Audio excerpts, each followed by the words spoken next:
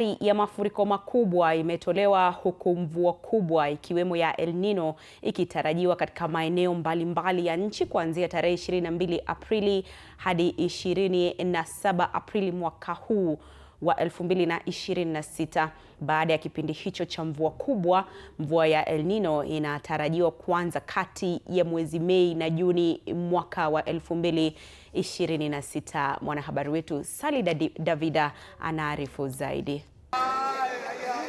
Idara ya hali ya hewa imetoa tahadhari ya mvua kubwa kati ya Aprili 22 na 27 mwaka 2026. Baada ya hapo, El Nino inatarajiwa kuanza kuanzia Mei na Julai mwaka huu wa 2026. Wataalamu wa hali ya hewa wanasema El Nino inaweza kuanza kati ya Mei na Julai kufuatia kuongezeka kwa joto la bahari ya Pasifiki.